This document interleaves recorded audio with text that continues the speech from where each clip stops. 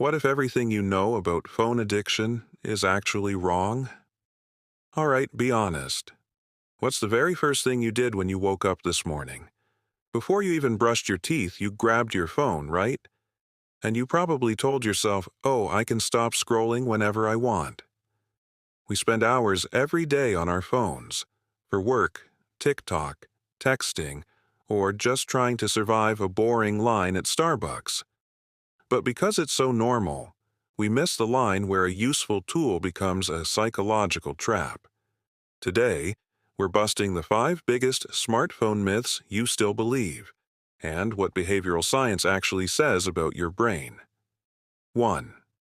I'm not addicted, I just use it a lot. This is the ultimate lie we tell ourselves. We look at our weekly screen time report, shrug, and say, well, everyone is on their phone these days. But psychologists don't define addiction by a clock. They define it by control. Think about your day. Do you reach for your phone the second there is 2 seconds of silence? Do you feel that weird, anxious panic when you realize it's in the other room? Do you open Instagram, close it, and then immediately open it again without thinking? Dr. Adam Alter, a top behavioral psychologist, explains that these apps are literally engineered like high-tech slot machines. They use variable rewards, like notifications and endless feeds, to hijack your brain. The myth is thinking it's about the hours. The reality is, if you are unlocking your screen completely on autopilot, your phone is controlling you, not the other way around. 2. Doomscrolling helps me decompress. We've all had a stressful day at school or work and thought, I just need to lie down and scroll through TikTok to relax. And for the first 5 minutes, it feels great. But that isn't relaxation. It's a neurological illusion. When you scroll, your brain gets tiny hits of dopamine. Dopamine isn't the chemical of satisfaction. It's the chemical of seeking.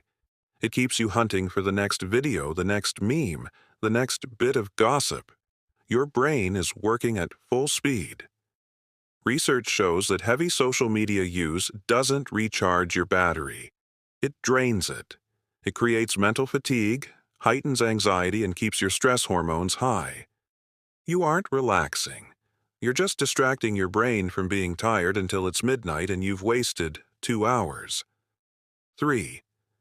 I'm a great multitasker. How many times have you told yourself, I can study for this test while watching a video, or I can finish this work project while replying to texts?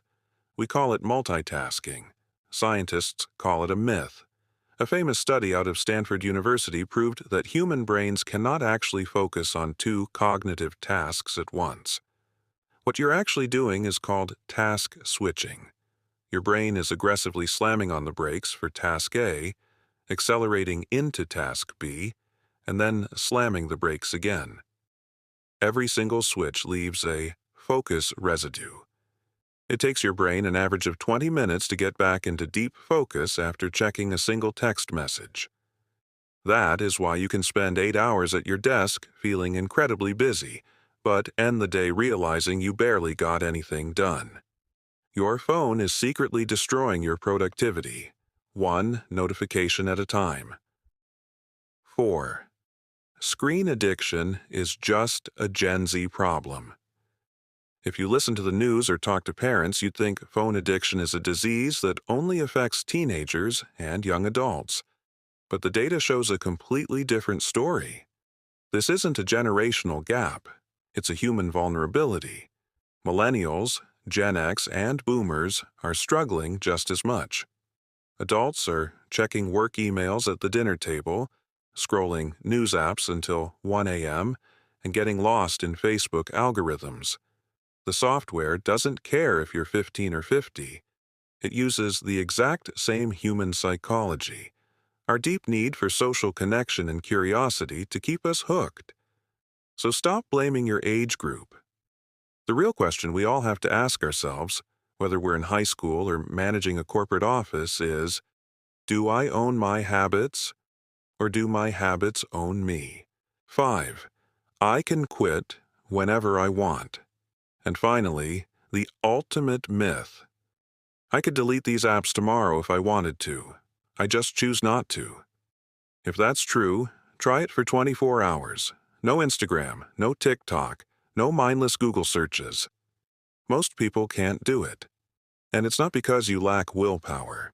Stanford behavioral scientist B.J. Fogg explains that habits are built on loops, a trigger, an action, and a reward. You've repeated this loop thousands of times. You sit on the toilet. You open your phone. You stop at a red light. You check your phone. You feel a microsecond of boredom. Your hand moves to your pocket automatically. Your brain has literally carved out a physical neural pathway for this habit.